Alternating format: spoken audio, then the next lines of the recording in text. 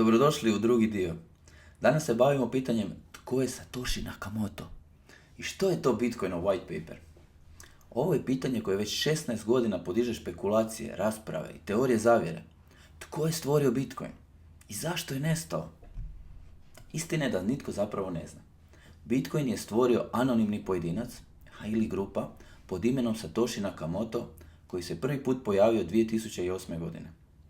Satoshi je predstavio Bitcoin kroz jedan dokument od 9 stranica i taj je dokument nazvan Bitcoin White Paper. Podijelio ga je sa grupom kriptografa poznatih kao cypherpunks. A što je u stvari Bitcoin White Paper? Pa to je dokument koji je objavljen 31. listopada 2008. godine i Bitcoin White Paper je temelj svega što danas znamo o Bitcoinu.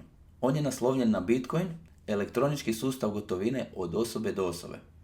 Opisao je u tom dokumentu kako bi Bitcoin omogućio decentralizirane transakcije bez potrebe za povjerenjem, bez banaka ili posrednika. Ali to nije bio samo prijedlog. 2 mjeseca kasnije Satoshi je zaista i pokrenuo Bitcoin mrežu, a ostalo je povijest. Što znamo o Satoshiju? Ne baš puno. Satoshi je u stvari bio vrlo dobro tehnički potkovan, dobro upućen u kriptografiju i duboko skeptičan prema postojećem financijskom sustavu. On ili oni ostao je aktivan u ranim danima Bitcoina, komunicirao je sa programerima i radio na usavršavanju protokola. Ali 2011. godine Satoshi je nestao. No to nije zaustavilo Bitcoin. Dapače, decentralizirani novac koji je stvoren danas je življi nego ikad i svakodnevno služi milijunima ljudi diljem svijeta. Ima jedna zanimljiva činjenica. Procjenjuje se da Satoshi posjeduje oko 1.000.000 Bitcoina. U današnjoj vrijednosti bi to bilo za vrijeme snimanja ovog videa oko 86 milijardi dolara. Ako bi se Satoshi razotkrio, pa on bi bio uz bok najbogatijim ljudima svijeta. Uz bok Marku Zuckerbergu i Warrenu Buffettu. No ipak, nikad nije pomaknuo niti jedan Bitcoin. Zašto je Satoshi stvorio Bitcoin? Bitcoin je bio odgovor na financijsku krizu 2008. godine i propuste tradicionalnog bankarstva.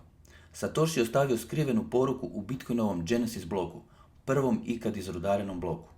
Citat iz britanskih novina The Times, 3. siječnja 2009. Kancelar na rubu drugog spašavanja banaka. To je bila referenca na naslov u novinama koji je signalizirao još jedan krug vladinih spašavanja propalih banaka. Satoshi je želio monetarni sustav koji ne ovisi o povjerenju, u kojem središnje banke ne mogu po volji tiskati novac ili spašavati neodgovorne financijske institucije. A zašto je Satoshi nestao? Nestanak Satoshi Nakamota 2011. godine ostaje misterij, ali neki vjeruju da je to bilo baš zapravo kako bi se ojačala decentralizacija Bitcoina. Drugi nagađaju da je Satoshi predvidio vladin nadzor, jer Bitcoin izaziva postojeći financijski sustav. Kako je ostao anoniman, izbjegao je postati meta. Bez obzira na razlog, njegov odlazak učvrstio je Bitcoin kao istinski sustav bez vođe. Decentralizirani monetarni sustav, točno kako je i zamišljeno. Dakle, na pitanje tko je Satoshi, nitko ne zna, ali možda je to bila poanta. Sustav bez vladara, izgrađen da odoli kontroli. Moje osobno mišljenje je da identitet stvoritelja Bitcoina je u stvari potpuno nevažan, jer Bitcoin pripada svima. Ali zanima me, bi li Bitcoin bio isti da znamo tko je Satoshi? Ili ga misterij čini jačim? Što ti misliš? Vidimo se sutra.